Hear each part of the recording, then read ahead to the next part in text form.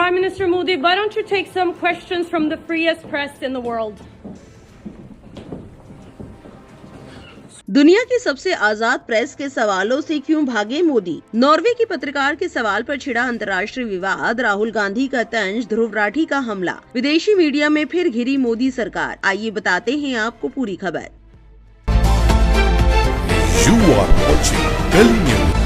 Norway दौरे के दौरान प्रधानमंत्री नरेंद्र मोदी के पत्रकारों के सवालों से बचने को लेकर प्रेस की आजादी और मीडिया नियमों पर बहस छिड़ गई। ये मामला तब शुरू हुआ जब नॉर्वे की पत्रकार हेली लिंज ने सोशल मीडिया प्लेटफॉर्म एक्स पर इस मुद्दे को कई बार उठाया। दरअसल मोदी और नॉर्वे के प्रधानमंत्री जोनास गेयर स्टोर ने मीडिया के सामने बयान तो दिए, लेकिन पत्रकारों के सवालों के लिए कोई मौका नहीं दिया गया।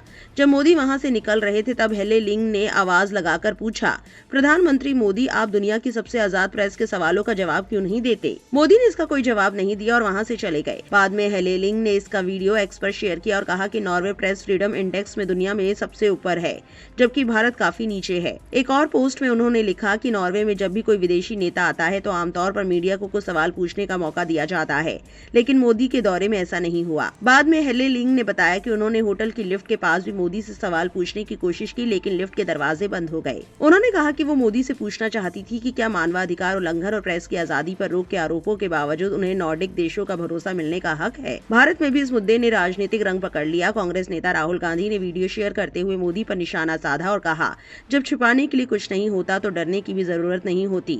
राहुल गांधी ने एक्स पर लिखा कि दुनिया भारत की कैसी तस्वीर देखती होगी जब प्रधानमंत्री कुछ सवालों से घबराकर निकल जाते हैं। मामला वायरल होने के बाद नॉर्वे में भारतीय दूतावास ने हेले लिंग को प्रेस ब्रीफिंग में आने का न्योता दिया। दूतावास ने एक्स पर लिखा कि वो रात 9:30 बजे ओस्लो के रेडिसन ब्लू प्लाजा होटल में होने वाली प्रेस ब्रीफिंग में आकर अपने सवाल पूछ सकती हैं। हेले लिंग ने जवाब दिया कि उन्होंने पहले ही ब्रीफिंग के लिए रजिस्ट्रेशन कर लिया है और पूछा कि क्या उन्हें मोदी का इंटरव्यू लेने का मौका भी मिलेगा, लेकिन इस पर कोई जवाब नहीं आया। बाद में हेले लिंग ने कहा कि उन्होंने और उनके एक साथी पत्रकार ने भारतीय अधिकारियों से मानवाधिकार और मोदी के दौरे से जुड़े सवाल पूछे, लेकिन उनके मुताबिक अधिकारियों ने सीधे जवाब देने के बजाय भारत के कोविड-19 काम, योग और दूसरी बातों पर चर्चा शुरू कर दी।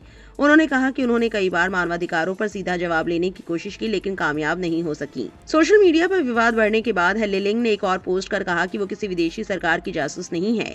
उन्होंने लिखा, मुझे नहीं लगा था कि मुझे ये कहना पड़ेगा, लेकिन मैं किसी देश की जासूस नहीं हूँ। मैं सिर्फ पत्रकार हूँ और फिलहाल नॉर्वे में काम कर रही हूँ। मोदी के 5 देशों के दौरे में ये दूसरा मौका था जब विदेशी मीडिया ने सवाल पूछने का मुद्दा उठाया।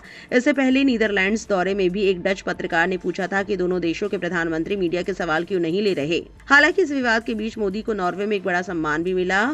हेराल्ड वी ने उन्हें भारत और नॉर्वे के रिश्ते मजबूत करने के लिए नॉर्वे का सबसे बड़ा नागरिक सम्मान grand cross of the royal Norwegian order of merit दिया। वहीं इस पूरे मामले को लेकर ध्रुव राठी ने एक्स पर लिखा, मोदी की अंतर्राष्ट्रीय बेइज्जती। उन्होंने एक और ट्वीट किया, मोदी जहां भी जाए उनका विरोध होना चाहिए। प्रधानमंत्री बनने के बाद 12 साल में उन्होंने एक भी खुली प्रेस कॉन्फ्रेंस नहीं की।